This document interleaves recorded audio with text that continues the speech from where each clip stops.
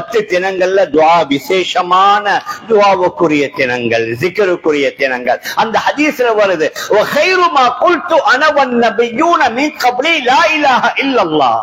நானும் எனக்கு முன்னால வாழ்ந்த நபிமார்களும் சொன்னதுல ஆக சிறந்த வார்த்தை லா இலாஹ இல்லல்லாஹ். ஆனா யாரும் தவறா நினைக்காதீங்க.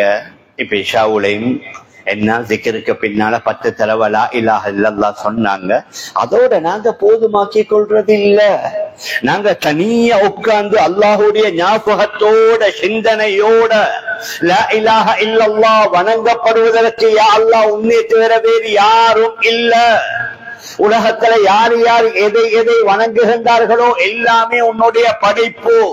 அது சூரியனாக இருக்கலாம், சந்திரனாக இருக்கலாம், சிலைகளாக இருக்கலாம், கற்களாக இருக்கலாம், மலைகளாக இருக்கலாம், மனிதர்கள் மிருகங்களாக இருக்கலாம். எதை எதை வணங்குகின்றார்களோ எல்லாமே உன்னால படைக்கப்பட்டது. வணங்கப்படுவதற்கு உன்னை தவிர வேறு யாரும் இல்லை. குர்ஆன்ல ஃபஅலம் அன்னஹு லா இலாஹ இல்லல்லாஹ், அறிந்து கொள்ளுங்கள் வணங்கப்படுவதற்கு அல்லாஹ் தவிர வேறு யாரும் இல்லை. நாங்க ஒவ்வொருவரும் தனிமையில உட்கார்ந்து என்ன அந்த ஹதீஸ்ல வருது, நீங்க என்ன செய்யுங்க, தஸ்பீஹ கூடுதலா செய்யுங்க, அல்ஹம்துலில்லாஹ் கூடுதலா சொல்லுங்க, தஹ்லீல் லா இலாஹ இல்லல்லாஹ் என்பதை கூடுதலா செய்யுங்க. அதனால விசேஷமாக இந்த 10 நாட்கள் இன்றைக்கு இந்த பயான ஆர்கனைஸ் பண்ணினது ஏதோ இதுல பேஸ்புக்ல போட்டு ஸ்ரீலங்கா உலகத்துல எல்லாத்துக்கும் நாங்க காட்டிட்டோம் அல்ல. இங்க நீங்க நானும் சேர்த்து ஒரு 100-200 பேர் இங்க சேர்ந்தோம். எங்களை கொஞ்சம் அமல் இபாதத்துல கூடிருச்சு, எங்கட பாவங்களை விட்டோம், எங்கட தௌபாக்களை நாங்க செஞ்சோம். அதுல எங்கள்கிட்ட மாற்றம் இந்த 100-200 பேருக்குள்ள மாற்றம் வந்துருச்சுன்ற அல்ஹம்துலில்லாஹ். அதுதான் அடிப்படை நோக்கம். மேலான பெரியார்களே, சகோதரர்களே, அதனால இந்த 10 நாட்கள்ல நபி ஸல்லல்லாஹு அலைஹி வஸல்லம் என்ன அதிகமாக கூடுதலாக தஸ்பீஹ்ல, தஹ்மீதுல, தஹ்லீல்ல, ذிக்ர்ல, திலாவத்துல, துஆவுல நபி அவர்கள் ஈடுபடுவார்கள். இது முதலாவது விடயம். இரண்டாவது, இந்த 9 தினங்கள்ல நோன்பு பிடிப்பது மிக முக்கியமான ஒரு சொன்னா. இன்றைக்கே நீங்க ஆரம்பிச்சேலும் நானும் அப்படித்தான். நாங்க எல்லாம் பழவிக்கிறேன் நோன்பு, அதுக்கு சட்டப்படி ஏற்பாடு எல்லாம் செஞ்சுட்டு தான் நாங்க நோன்பு பிடிக்கணும். ஹதரத் ரசூலுல்லாஹி ஸல்லல்லாஹு அலைஹி வஸல்லம் அவர்களுடைய நோன்பு அஜீப், ஆச்சரியமான நோன்பு. என்ன, நபி அவங்க காலையில மஸ்ஜிது நபவியில ஃபஜ்ர் தொழுவாங்க. தொழுதுட்டு இஷ்ராக் எல்லாம் முடிச்சிட்டு கிட்டத்தட்ட 1 ஹவர் 1.5 ஹவர் 2 ஹவருக்கு பின்னால வீட்டுக்கு வருவாங்க. வந்து கேட்பாங்க, ஏதாவது சாப்பிட இருக்குதான்னு சொல்லி. இருக்குதுன்னா சாப்பிடுவாங்க, இல்லான்னு சொன்னா நான் நோன்பு பிடிக்கிறேன். அப்ப ரசூலுல்லாஹ்வுடைய நோன்பு என்ன, ஷஹர் இல்லாம தான் நோன்பு பிடிச்சாங்க. நஃபில் அவர்களுடைய அதிகமான நபி அவர்களுடைய நஃபில் நோன்பு என்ன, சாப்பிட்டதுக்கு ஒன்றும் இல்ல, அப்ப நான் நோன்பு பிடிக்கிறேன், தெளிவா ஹதீஸ்ல வருது. அதனால தான் சுன்னத்தான நோன்புகள் துஹர் வரைக்கும் நீயத்து வைக்கலாம்.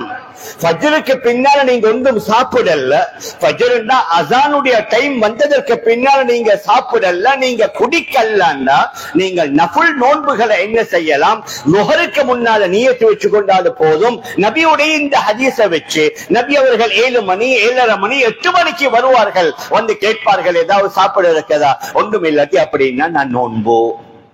அந்த ரசூலுல்லாஹி ஸல்லல்லாஹு அலைஹி வஸல்லம் அவர்களை பத்தி அறிவிக்கிறாங்க, நபி அவர்கள் 4 விடயங்களை வளமையாக தொடர்ந்து செய்து வருவாங்க. ஒன்று, இந்த துல்ஹஜ் மாதத்துடைய 9 நோன்புகள். ஹஜ்ரத் ஹப்ஸா ரலியல்லாஹு அன்ஹா அறிவிக்கிறார்கள். நஸாயில பதிவாகி இருக்கிற ஹதீஸ், முஸ்னத் அஹ்மதுல பதிவாகி இருக்கிற ஹதீஸ். 4 விடயங்கள். ஒன்று, துல்ஹஜ் மாதத்துடைய ஆரம்ப 9 நாள். 9வது நாள் ஹாஜிமார்கள் நோன்பு பிடிக்காம இருப்பது நல்லது. என்று அன்றைக்கு அவங்களுக்கு நோன்பை விட விசேஷம் அவங்களுக்கு அரஃபா, அது ஹஜ்ஜுடைய அமல். ஆனா ஹஜ்ஜி போகாதவர்களுக்கு இந்த 9 நாள் நபி அவர்கள் தொடர்ந்து 9 நாள் நோன்பு பிடித்ததாக ஹப்ஸா ரலியல்லாஹு அன்ஹா அறிவிக்கிறாங்க. இரண்டாவது, ஆஷூராவுடைய நோன்பை நபி அவர்கள் வல்லமையாக பிடித்து வந்ததாக அறிவிக்கிறாங்க. மூணாவது, ஹஜ்ரத் ரசூலுல்லாஹி ஸல்லல்லாஹு அலைஹி வஸல்லம் ஒவ்வொரு மாதமும் ஐயாமு தஷ்ரீக்குடைய 3 நாள், பிறை 13, 14, 15 வேற ரிவாயத்துகளை வருது திங்கள் வியாழன் அல்லது 13, 14, 15. ஒன்று வார வாரம் திங்கள் வியாழன் அல்லது மாதத்துல 3 நோன்பு, பிறை 13, 14, 15. இது 3வது. 4வது ஃபஜ்ருக்கு முன்னால் உள்ள அந்த 2 ரகாத் ஹதரத் ரசூலுல்லாஹி ஸல்லல்லாஹு அலைஹி வஸல்லம் இதை தொடர்ந்து செய்து வந்ததாக ஹதரத் ஹப்ஸா ரலியல்லாஹு அன்ஹா அவர்கள் அறிவிக்கிறார்கள்.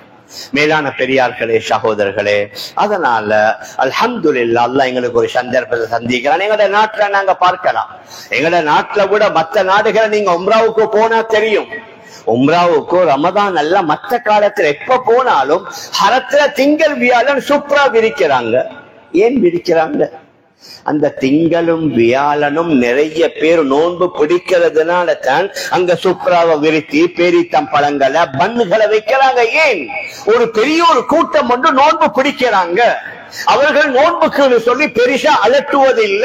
பேரித்தம்பழத்தை சாப்பிட்டு நீயத்து வைப்பாங்க. அதே பேரித்தம்பழத்தை சாப்பிட்டுட்டு நோன்பை திறந்துருவாங்க. மேலான பெரியார்களே, சகோதரர்களே, அதனால நல்லது என்ன, ரமதானுடைய இந்த துல்ஹஜ் மாதத்துடைய பிறை 9 நோன்பு பிடிப்பது சிறந்தது. ஒரு ஆளால 9 நாளும் பிடிக்க முடியல. அந்த 10 நாளைக்குள்ள திங்கள் வியாழன் பிடிங்க. இந்த வளமையாக திங்கள் வியாழன் பிடிப்பது சொன்னா சரி, அதுவும் உங்களுக்கு கிடைக்கல. குறைந்தபட்சம் அரஃபாவுடைய தினத்துடைய நோன்பு நபி அவர்கள் சொன்னார்கள், சியாமு யோமி அரஃபா அல்லதி துகஃபிரு ஸனத்தல்லதி கப்லஹா வ ஸனத்தல்லதி பஅதஹா. யார் அரஃபாவுடைய நாளில் நோன்பு பிடிப்பாரோ அதற்கு முந்திய ஒரு வருடத்துடைய பாவங்களுக்குரிய குற்ற பரிகாரம், அதற்கு பின்னால் உள்ள ஒரு வருடத்துடைய பாவத்துடைய குற்ற பரிகாரம். எவ்வளவு பெரிய சான்ஸ் உண்டு. இந்த 10வது நாள் பிடிக்கலாம். 10வது நாள் பெருநாள்ல நோன்பு பிடிப்பது ஹராம். அதனால சிறந்த 9 நாள் சேர்ந்து பிடிப்பது, அல்லது 9 நாள் பிடிக்க முடியாட்டி திங்கள் வியாழன் பிடிப்பது, அல்லது அதுவும் முடியாத பட்சத்துல குறைந்தபட்சம் அந்த பிறை 9 அரஃபாவுடைய தினத்துல, இந்த அரஃபாவுடைய தினத்துல அல்லாஹ் நரகத்திலிருந்து விடுதலை செய்யக்கூடிய அளவுக்கு உலகத்துல வேற எந்த தினத்திலையும் விடுதலை செய்வதில்லை. அதனால நோன்பை பிடிச்சு நாங்க துவா செஞ்சோம். தஹஜ்ஜுடைய வேலையில, இஃப்தாருடைய நேரத்துல நாங்க பல நேரத்துல ஞாபகப்படுத்தல. சிலர்கள் பல பிரச்சனைகளுக்காக வேண்டி நான் அங்க குர்பான் கொடுத்தேன், நான் இதை சதக்கா செய்தேன், மாஷா அல்லாஹ், நல்ல விஷயம். ஆனால் இவைகள் எல்லாத்தோட எஃபெக்ட் என்னண்டா, ஒரு சிரமம் தான் நோன்பு பிடிப்பது. சிலர்களுக்கு சர்வ சாதாரணம், ஆனா இன்னும் சிலர்களுக்கு சரியான கஷ்டம். ஆனா நோன்பை பிடித்து கொண்டு அந்த நோன்புடைய வாயோட கேட்கிற துஆ கேட்குது, அதை பார்த்து அல்லாஹ் சுப்ஹானஹு வ தஆலா இறக்கப்படுவான். எங்களோட சொந்த விஷயம், குடும்ப விஷயம், பிள்ளைகளுடைய விஷயம், தொழிலுடைய விஷயம் ஏதாவது சீராகணுமா, நாங்க நோன்பை பிடித்து தஹஜ்ஜுடைய நேரத்துல, நோன்பை பிடித்து இஃப்தாருடைய நேரத்துல குறைந்தபட்சம் ஒரு 10-15 நிமிடத்தை ஒதுக்கி நாங்க அதுல துஆல ஈடுபட்டோம்னா அநேகமாக அந்த துஆவை அல்லாஹ் சுப்ஹானஹு வ தஆலா கபூல் செய்வானே. நீங்க காலை முதல் மாலை வரைக்கும் பசியோடு இருந்தீங்க, தாகத்தோடு இருந்தீங்க, ஆகமான வேலைகளை கூட விட்டீங்க, உங்களுக்கு விருப்பமான ஆசா பாசங்களை கொஞ்சம் ஒதுக்கி வச்சீங்க, அதை பார்த்து அல்லாஹ் இறக்கப்பட்டு அந்த நேரத்துல கேட்கிற துஆவை அல்லாஹ் கபூல் செய்வான். மேலான பெரியார்களே, சகோதரர்களே, அதனால அரஃபாவுடைய தினத்துடைய நோன்பு விசேஷம். அதே அரஃபாவுடைய தினத்துடைய அன்றைக்கு பிறை 9 காலையிலிருந்து தக்பீர். அதுவும் எங்களுக்குள்ள ஒரு பெரிய ஒரு பலகீனம் தான். நாங்க மஸ்ஜிதுல தொழுது இமாம் தக்பீரை சொல்லி கொடுத்தா நாங்க எல்லாம் சேர்ந்து சொல்றது. அது மட்டுமல்லையே, தக்பீர் அந்த ஒரு 5 நாளைக்கு எங்கட இரத்தத்தோட ஊறணும். காலையில எழும்பின உடனே ரோட்ல நடக்கும் பொழுது, பஜாருக்கு போகும் பொழுது, எங்கட ரூம்ல இஸ்தியாகேஸ்ல ஏறும் பொழுது, இறங்கும் பொழுது இதொன்று வரணும். எங்கட நாடுகள்ல கொஞ்சம் பஜார்ல கஷ்டம். எந்த முஸ்லிம்கள் மட்டும் இல்லையே, மற்றவங்களும் இருக்கிறாங்க. அதனால பஜார்கள் எல்லாம் எந்த அளவுக்கு இந்த ஹதீஸ் ஷரீஃப்ல புகாரியில வந்த ஞாபகம், ஹதரத் அப்துல்லாஹ் இப்னு உமர், ஹதரத் அபூ ஹுரைரா ரலியல்லாஹு அன்ஹுமா, இந்த 2 பேரும் இந்த ஐயாமு தஷ்ரீக் கூடிய நாளையில மதீனாவுடைய மார்க்கெட்டுக்கு தக்பீரை சொல்லுவாங்க. மதீனாவுடைய மார்க்கெட்டே தக்பீர்னால எதிரொலிக்குமாம், அந்த அளவுக்கு சத்தமா. மினாவுல கூடாரங்கள் சத்தமா சொல்லுவாங்க. இதை கேட்டுட்டு ஒவ்வொரு கூடாரங்கள் இந்த தக்பீருடைய சப்தம் வரும். அதனால் நாங்க எங்கட பெண்மணிகளுக்கும் சொல்லிக் கொடுக்கணும். தக்பீர் ஆண்களுக்கு மட்டுமல்ல, நாங்க சத்தமா சொல்லுவோம். பெண்கள் கொஞ்சம் சத்தத்தை குறைத்து வீட்டுக்குள்ள நாங்க சொல்றத பார்த்து எங்கட பிள்ளைகள் படிக்கணும். எங்கட மகனும் மகளும் பார்க்கணும். எங்கட பேரன் பேத்திகள் பார்த்து அவங்களும் இத செய்ய ஆரம்பிக்கணும். ஏன்? முழுக்க முழுக்க ஏகத்துவம். அல்லாஹு அக்பர் கபீரா வல்ஹம்துலில்லாஹி கஸீரா வ சுப்ஹானல்லாஹி புக்ரத வ அஸீலா. அல்லாஹ் தான் ஆக பெரியவன், முழு புகழும் அவனுக்குரியது தான். அவனை நான் தூய்மைப்படுத்துகிறேன். லா இலாஹ இல்லல்லாஹு வஹ்தா, வணங்கப்படுவதற்கு அவனை தவிர வேறு யாரும் இல்ல. ஸதக வஅதா, அவன் அவனுடைய வாக்கை உண்மைப்படுத்தினான். நபி அவங்களுக்கு சொன்னானே, உங்களுக்கு நாங்க மக்காவை வெற்றி பெற செய்து தருவோம். ஸதக வஅதா, அவன் வாக்கை உண்மைப்படுத்தினான்.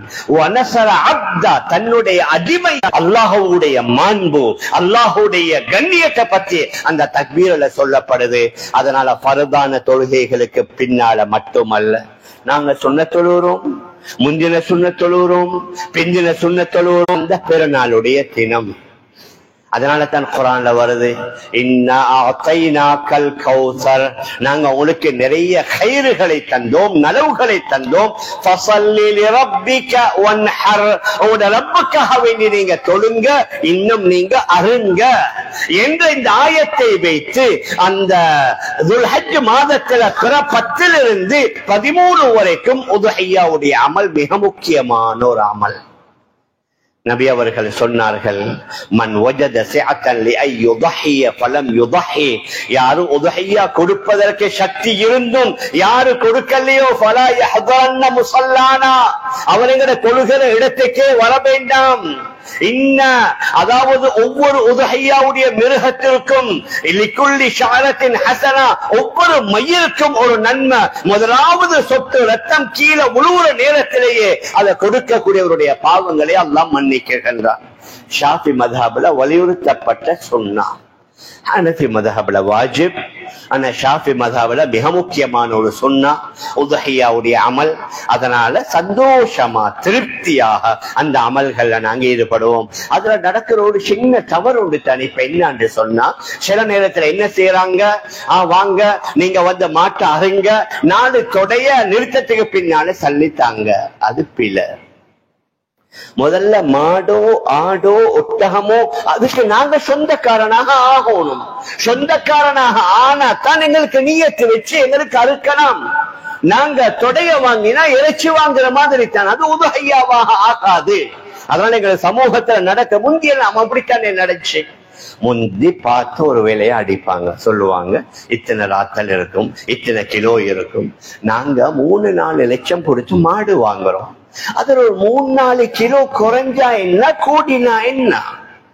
நாங்க லட்சக்கணக்கில் கொடுக்கிறோம். அதுல ஒரு 5000-10,000 பார்த்து எங்களை முழு உதுஹிய்யாவுடைய நன்மையை வீணாக்க இயலாது. எங்களை சமூகத்துல பொதுவாக நடக்கிறது என்ன, ஒரு அந்த மிருகத்தை விற்கிறவரை சொல்லுவாரு, ரைட் நீங்க வந்து எடுத்துக்கொண்டு போங்க, நீங்க அருங்க, அழுத்தத்தை பிறகு 4 தொடையை நாங்க நிறுக்கிறோம், எத்தனை கிலோ எத்தனை ராத்தல் வருதோ நீங்க சல்லியை தந்துட்டு போங்கன்றது இயலாது. முதல்ல அந்த மாட்டை, அந்த ஆட்டை அல்லது அந்த ஒட்டகத்தை பணத்தை கொடுத்து நாங்க வாங்கிடணும். உங்கள்கிட்ட முழு பணம் இன்றைக்கு கொடுக்க வசதி இல்ல, அட்வான்ஸ கொடுத்து கன்ஃபார்ம் பண்ணிட்டீங்க. அவர் உங்களுக்கு இந்த மாட்டை விட்டுட்டாரு, அதாவது விலையையும் நிர்ணயித்தாரு. 3 லட்சம் 4 லட்சம், நீங்க இன்னைக்கு 1 லட்சம் கொடுத்தீங்க, நாளைக்கு 2 லட்சம் கொடுக்குறீங்க, பிரச்சனை இல்ல. விலை நிர்ணயிக்கப்பட்டு நீங்க 100க்கு 100 சொந்தக்காரனாக ஆனாத்தான் உங்களுக்கு என்ன செய்யலாம், அறுக்கலாம். அதுல 7 பங்குகள். வசதி இருந்தா ஆக நல்ல மென்னா ஒரு ஆள் முழுக்க ஒரு மாட்டை கொடுக்கிறது தான் ஆக சிறந்தது. ஹதரத் ரசூலுல்லாஹி ஸல்லல்லாஹு அலைஹி வஸல்லம் ஹஜ்ஜத்துல் வதாஅல 100 ஒட்டகங்களை குர்பான் கொடுத்தாங்க. நபி அவங்கள்ட்ட பெரிய வசதிகள் இல்ல, நான் நினைக்கிறேன் ஹதரத் அலி ரலியல்லாஹு அன்ஹு யமன்ல இருந்து எடுத்துக்கொண்டு வந்தாங்க 100 ஒட்டகம். நபி அவர்கள் 63 ஒட்டகத்தை தன்னுடைய கையால் அறுத்துட்டு மீதமுள்ள 37 ஹதரத் அலிக்கு கொடுத்தாங்க. அப்ப 100 ஒட்டகம் என்றது என்ன சாதாரணமான ஒன்றா? ஒரு மாடு அறுத்தாவே அந்த இடம் எப்படி? அதை விட ஒரு 2 மடங்கு கூட 3 மடங்கு கூட ஒட்டகம். நபி அவர்கள் 100 ஒட்டகத்தை ஹஜ்ஜத்துல் வதால அறுத்தாங்க. ஹஜ்ரத் ஹக்கீம் இப்னு ஹிஸாம் ரலியல்லாஹு அன்ஹு அவர்களை பற்றி வருது, அவர்கள் 100 ஒட்டகத்தையும் 100 அடிமைகளையும் ஹஜ்ஜுக்கு எடுத்துக்கொண்டு வருவாங்க. அரஃபாவுடைய தினத்தில 100 அடிமைகளை உரிமை விடுவாங்க. 100 அடிமை என்ற கிட்டத்தட்ட 100 வாகனம் மாதிரி. ஒரே சபையில 100 வாகனத்தை கிஃப்டா கொடுக்கறாங்க லேஷா. 100 அடிமைகளை உரிமை விடுவாங்க. அடுத்த நாள் பெருநாளுடைய தினத்தில் 100 ஒட்டகைகளை அறுத்து குர்பான் செய்வாங்க. மேலான பெரியார்களே, சகோதரர்களே, அதனால ஆக சிறந்தது என்ன? மாடுண்டா 7 பேர் சேரலாம். அதுக்கு நிறைய ஹதீஸ்கள் வந்திருக்குது. உங்களுக்கு ஹுத்பால் எல்லாம் உலமாக்கள் இன்ஷா அல்லாஹ் ஞாபகப்படுத்துவாங்க. அதனால என்ன, அந்த உதுஹியாவுடைய அமல் மிக சிறந்த ஒரு அமல். அதுல என்ன, ஏழைகளுக்கு அந்த நாட்கள்ல தான் மாமிசம் சாப்பிடுவதற்குரிய சந்தர்ப்பங்கள் கிடைக்கும். குர்ஆன்களை நாங்க சொல்லுவது, அதே மாதிரி உதுஹியா எல்லாம் கொடுப்பது. அதனால இவைகள் எல்லாத்துடைய நோக்கம் என்ன? எல்லாத்துடைய நோக்கம் என்னண்டா, இங்க நோக்கமே தியாகம். உதுஹியா உருவானது எதனால? ஒரு குடும்பத்துடைய தியாகம். ஹஜ்ரத் இப்ராஹிம் அலைஹிஸ்ஸலாத்து வஸ்ஸலாம் அவர்களுடைய 3 மிக முக்கியமான தியாகங்களை மையமாக வைத்துத்தான் இந்த ஹஜ்ஜுடைய காலத்துல மிக அதிகமான அமல்கள். அவர்கள் வாலிபனாக இருக்கும் பொழுது ஏகத்துவத்திற்காக வேண்டி பேசினாங்க. அதனால் அவர் நெருப்புல தூக்கி எறியப்பட்டார். குர்ஆன்ல மிக தெளிவாக வருது. அந்த நெருப்பிலிருந்து அல்லாஹ் ஹஜ்ரத் இப்ராஹிம் அலைஹிஸ்ஸலாத்து வஸ்ஸலாம் அவர்களை பாதுகாத்தான். தன்னுடைய உயிரை துச்சமாக மதித்து அல்லாஹ்வுக்காக வேண்டி தன்னுடைய உயிரை கொடுப்பதற்கு முன்னால வந்தார்கள். அதனால் அந்த தியாகத்திற்கு அல்லாஹ்வால கொடுக்கப்பட்ட பரிசு தான் ஒவ்வொரு தொழுகையில நாங்க அத்தஹியாத்துல ஹஜ்ரத் இப்ராஹிம் அலைஹிஸ்ஸலாத்து வஸ்ஸலாம் அவங்களோட பெயரை ஞாபகப்படுத்துகின்றோம். اللهم صل على محمد وعلى ال محمد كما صليت على ابراهيم وعلى ال ابراهيم. கொஞ்சம் கணக்கிடுங்களே, நீங்களால கணக்கிடையிலுமா? எங்களுடைய இலங்கையில் உள்ள 20-22 லட்சம் முஸ்லிம்கள், இந்தியாவில் ஒரு 25-30 கோடி முஸ்லிம்கள், பாகிஸ்தான்ல 20 கோடிக்கு மேல, பங்களாதேஷ்ல 20 கோடிக்கு மேல, இந்தோனேஷியால 32 கோடிக்கு மேல, இப்படி உலகத்தில் உள்ள 200 கோடி மக்களும் அதுல தொழக்கூடியவர்கள் ஒரு நாளைக்கு எத்தனை தடவை ஹஜ்ரத் இப்ராஹிமுடைய பெயரை சொல்லுவாங்க? அப்ப ஒரு நாளைக்கு எத்தனை பில்லியன் கணக்கான தடவை ஹஜ்ரத் இப்ராஹிம் அலைஹிஸ்ஸலாத்து வஸ்ஸலாம் அவருடைய பெயரை சொல்லப்படுதுண்டா அதெல்லாம் அவருக்கு பேசி சேர்ற துஆ தான். ஏன்? அந்த நபி ஹஜ்ரத் இப்ராஹிம் அலைஹிஸ்ஸலாத்து வஸ்ஸலாம் அல்லாஹ்வுக்காக வேண்டி தன்னுடைய உயிரை கொடுத்த தயாரானாங்க. அதுக்குரிய அல்லாஹ் பரிசத்தான் கியாமத் நாள் வரைக்கும் தொழுகையில அவருடைய பெயர் ஞாபகப்படுத்தப்படணும். இரண்டாவது, அவர்கள் அல்லாஹ்வுடைய உத்தரவுக்காக வேண்டி மனைவியையும் பச்சிளம் பாலகனையும் விட்டுட்டு போனாங்க மனித சஞ்சாரமற்ற இடத்துல. அதற்காக அல்லாஹ்வால கொடுக்கப்பட்ட கிஃப்ட் தான் அந்த ஜம்சம். அதுவும் எல்லை இல்லாத, முழு உலகத்திலிருந்து போறவங்க குடிக்கிறாங்க, கொள்றாங்க, இப்ப கடல்ல விற்கிறாங்க, முழு உலகத்துக்கு எக்ஸ்போர்ட் பண்றாங்க. ஆனா அந்த சின்ன கிணறு வத்தியதாக வரலாறு இல்ல. ஏன்? அது அவருடைய மனைவி, அவருடைய மகனுடைய தியாகம். மூணாவது, அவருடைய மகன் ஹஜ்ரத் இஸ்மாயில் அலைஹிஸ்ஸலாத்து வஸ்ஸலாம் அவர்கள் தன்னுடைய உயிரை கொடுக்க முன்வந்தாங்க. பாப்பா கேட்கிறாங்க, யா புனைய இன்னி அரா ஃபில் மனாம் அன்னி அஸ்பஹுக ஃபன்துர் மாதா தரா. மகன், உங்களை அறுப்பதாக நான் கனவுட கண்டேன். நீங்க கேட்கிறது கனவு தானே என்று சொல்லி, நபிமார்களுடைய கனவும் வஹி. ருயல் அன்பியாஇ வஹியுன். நபிமார்களுடைய கனவுகளும் வஹி. எங்களோட கனவு வஹி இல்ல. நாங்க கனவுகள் ஏதாவது கண்ட அலட்ட வேண்டிய தேவையும் இல்ல. கனவு அத பெரிசா அலட்டி கொண்டு யோசிச்சு கொண்டு சில பெண்மணிகள் நான் அப்படி கனவு கண்டேன், நான் இப்படி கனவு கண்டேன், அதுக்குத்தான் பேரு கனவு. கனவுல எல்லாம் வரும். நாங்க நினைவுல நினைக்கிறது எல்லாம் கனவுல வரும், அது அலட்ட தேவையில்ல. ஆனா நபிமார்களுடைய கனவு வஹி. ஹஜ்ரத் இப்ராஹிம் அலைஹிஸ்ஸலாத்து வஸ்ஸலாம் மகன்கிட்ட கேட்கிறாங்க, மகன் உங்களை அறுப்பதாக நான் கனவுல கண்டேன், ஃபந்துர் மாதா தரா. என்ன சொன்னாங்க? யா அபதி இஃஅல் மா துஅமர் சதஜதுனி இன்ஷா அல்லாஹு மினஸ் ஸாபிரீன். வாப்பா, உங்களுக்கு எது ஏவப்பட்டதோ அதை நீங்க செஞ்சு முடிங்க. பொறுமையாளர்களில் என்னை நீங்க பெற்றுக் கொள்வீங்க. நான் பொறுமை செய்கிறேன். அந்த இடத்துல நான் இந்த வார்த்தையை கூட யூஸ் பண்ணல. அல்லாஹ் நாடினால் பொறுமையாளர்களில் நீங்க என்ன பெற்றுக் கொள்வீங்க. உங்களுக்கு எது ஏவப்பட்டதோ அதை செய்யுங்க. ஆனா வாப்பாவால புள்ளை அறுக்கிறது என்பது லேசான விடயமா? ஆனா அல்லாஹ்வுடைய சோதனையை பாருங்க. அதனால தான் அல்லாஹ் குர்ஆன்ல கூறுகின்றான், இன்னஹாதா லஹுவல் பலாஉல் முபீன். நாங்க இப்ராஹிமுக்கு கொடுத்த சோதனை உண்மையிலேயே பெரிய சோதனை. சில நேரத்துல மாணவர்கள் எழுதிட்டு வந்து சொல்லுவாங்க பேப்பர் கொஞ்சம் கஷ்டம் உண்டு. ஆனா அந்த பேப்பரை எடுத்த அந்த சேர்மாரோ அல்லது முக்கியஸ்தர்களோ சொல்றாங்க, இந்த தடவை நாங்க ஃபைனல் எக்ஸாம் கொஞ்சம் பாரமா தான் எடுத்தோம்னா கேள்வி கஷ்டமா இருக்கும். அல்லாஹ் தான் ஹஜ்ரத் இப்ராஹிம் அலைஹிஸ்ஸலாத்து வஸ்ஸலாம் அவர்களை சோதித்தான். அல்லாஹ் கூறுகின்றான், அவரை நாங்க பெரிய ஒரு சோதனையை கொடுத்தோம். ஹஜ்ரத் இப்ராஹிம் வருது ஹதீஸ்ல, நபிமார்களுக்கு சாதாரணமான 100 பேருடைய சக்தி. ஒவ்வொரு நபிக்கும் அல்லாஹ் சாதாரணமான 100 பேருடைய பலத்தை கொடுத்திருக்கிறான். அந்த 100 பேருடைய பலத்தை வைத்துத்தான் தன்னுடைய மகனை அறுக்குகிறார்கள். ஆனால் அவர் அறுபடல்ல. இதுதான் அல்லாஹுடைய ஆக பெரிய ஒரு அன்போ இரக்கம். என்ன அடியார்கள்ட்ட அல்லாஹ் எதிர்பார்க்கிறான், நீங்க சில தியாகங்களை செய்ய முன்னால வரணும். அந்த தியாகங்களை செய்ய ஒரு அடி எடுத்து வச்சு வந்தீங்க. இப்ப அந்த தியாகத்தை செய்ய விடமாட்டான். அல்லாஹ் வேறொரு வழியில வந்து உங்களுக்கு இலகுவாக்கி தருவான். ஹஜ்ரத் இப்ராஹிம் அலைஹிஸ்ஸலாத்து வஸ்ஸலாம் மகனை கீழே படுக்க வைத்து குர்ஆன்ல வருது, ஃபலம்மா அஸ்லமா வதல்லஹு லில்ஜபீன். 2 பேருமே வழிபட்டு மகனை கீழே புரட்டி அவரை அறுக்க நேரத்தில் அந்த கத்தி அறுபடல்ல. குர்ஆன்ல தெளிவா வருது, வஃபதைனாஹு பிதுபஹின் அதீம். நாங்க சொர்க்கத்திலிருந்து ஒரு செம்மறியாட்டை அனுப்பி அவருடைய நேர்ச்சையை, அவருடைய அந்த கனவை நிறைவாக்க வைத்தோம் என்று குர்ஆன்ல வருது. அந்த ஒன்றுக்கு தான் இன்னைக்கு இந்த உதுஹையாவுடைய அமல். அரபு நாட்டுல, சவுதியில, மக்கால எத்தனை மில்லியன் கணக்கான ஆடுகள், அது எத்தனை ஆப்பிரிக்கா கண்டத்தில் உள்ள எத்தனை நாடுகளுக்கு போகுது, எத்தனை ஆயிரம் ஒட்டகம், எத்தனை ஆயிரம் மாடு, முழு உலகத்துல எத்தனை ஆயிரம் மிருகங்கள் இந்த ஒரு 3-4 நாளையில. அதனால நாட்டுடைய சட்டத்தையும் நாங்க மிச்சம் கவனமா ஃபாலோ பண்ணணும். இந்த எங்கட உதகையாவுடைய நாட்கள் அவங்களோட பொசன் லீவும் வருது.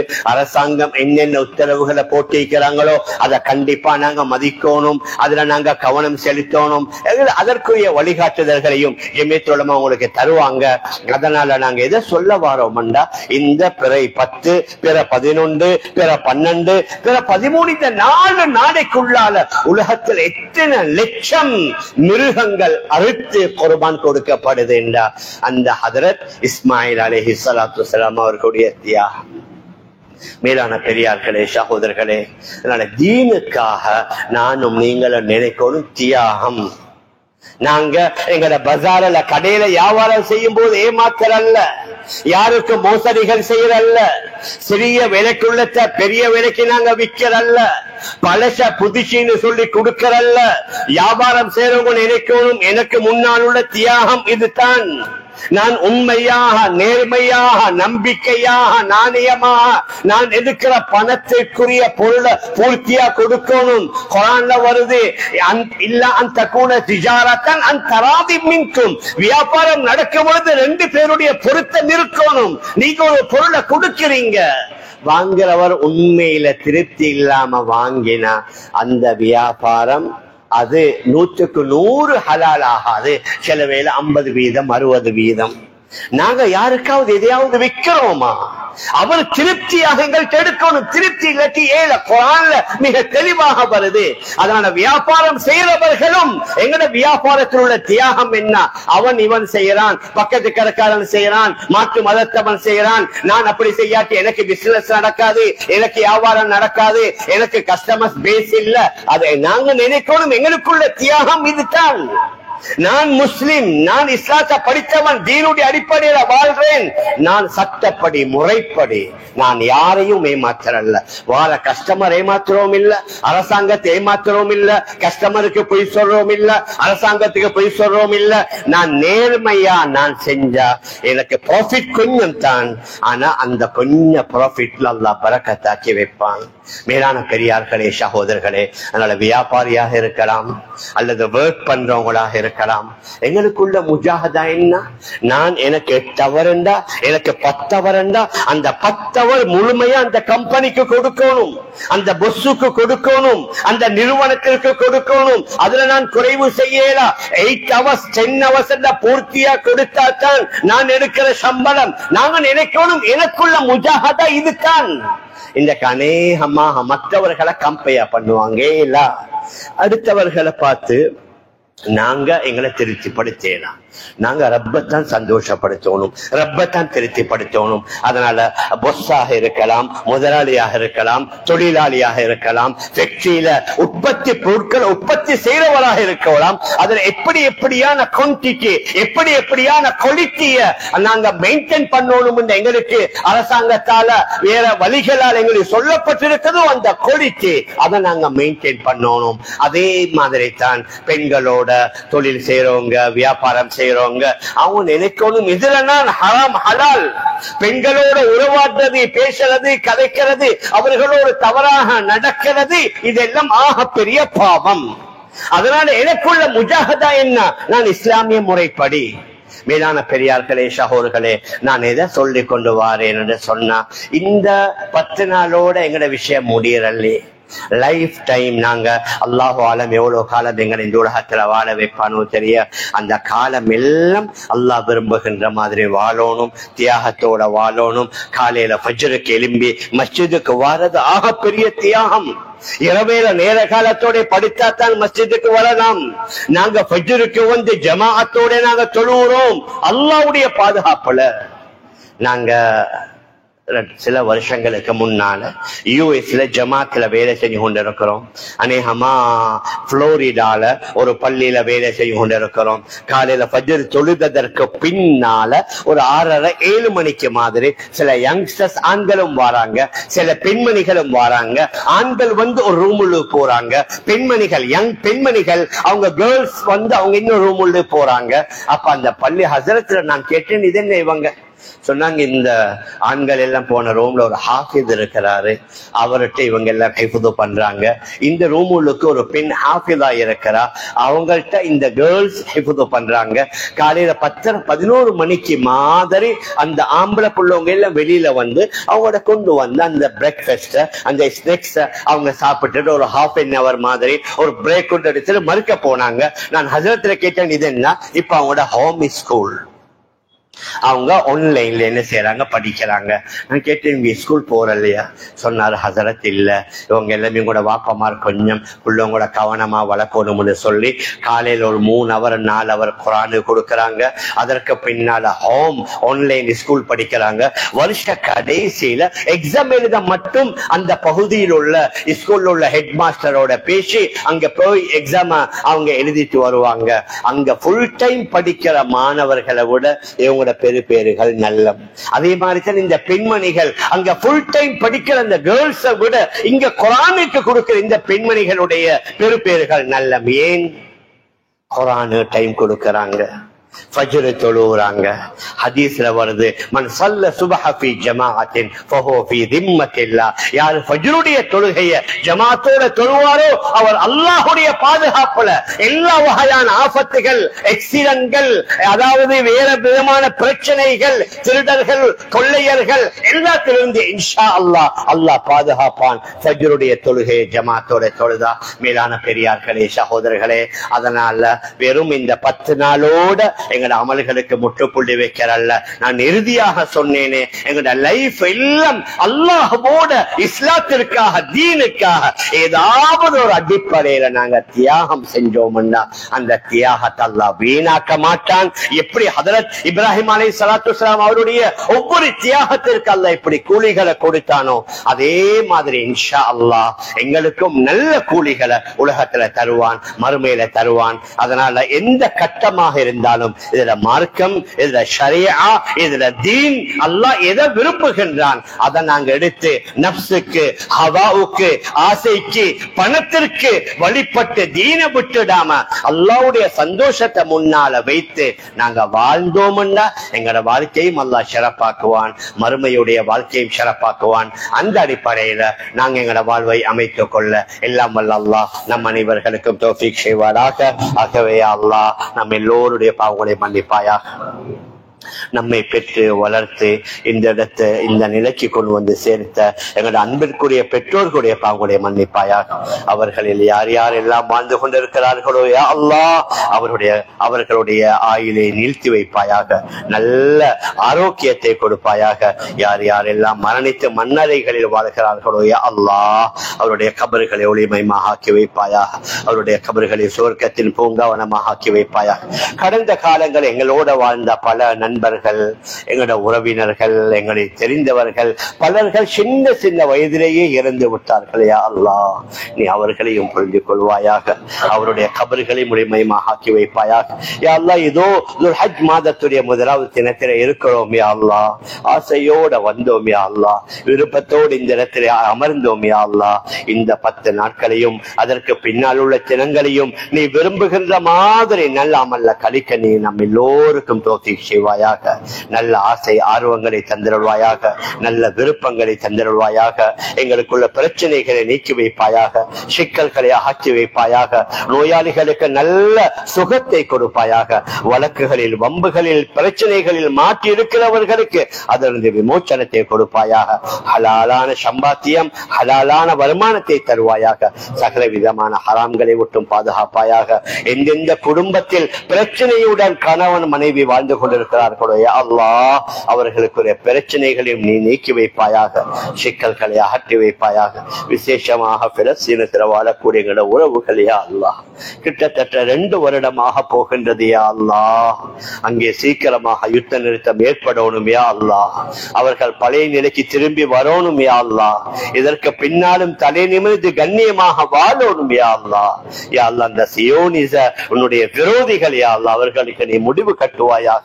இன்னும் ஆணவத்துடன் அவர்கள் தலைக்கணத்துடன் அவர்கள் துள்ளி குதித்துக் கொண்டிருக்கிறார்கள். யா அல்லாஹ் அவர்களுக்கு நீ முடிவு கட்டுவாயாக, உன்னுடைய குதிரத்தை காட்டுவாயாக. அங்கே வாழக்கூடிய நம்முடைய உறவுகளை நீ பாதுகாப்பாயாக. நாட்டுடைய நிலைமையை சீராக்கி வைப்பாயாக.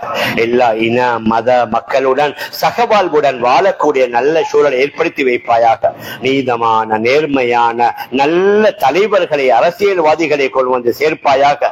எல்லா விதமான பொய், பித்தலாட்டம், ஊழல்வாதிகளை விட்டும் இந்த நாட்டை நீ சுத்தப்படுத்துவாயாக. ஹஜ்ஜுக்கு சென்றவர்களை நீ பாதுகாப்பாயாக. அவர்களுடைய ஹஜ்ஜுடைய அனைத்து அமல்களை அழகான முறையில் செய்து முடிக்க நீ உதவி செய்வாயாக. எல்லா வகையான ஆபத்துகள் அவர்கள் எல்லோரையும் பாதுகாப்பாயாக. எங்கள் ஒவ்வொருவருக்கு ஒவ்வொரு வகையான தேவைகள் யா அல்லாஹ் அதை நீயே அறிந்திருக்கிறாய் யா அல்லாஹ். அடுத்தவர்கள்ட்ட சொல்லி ஒன்றும் நடக்காது யா அல்லாஹ். எங்கள் ஒவ்வொருவருடைய ஒவ்வொரு வகையான தேவைகளை நீ நிறைவேற்றி தந்திருவாயாக.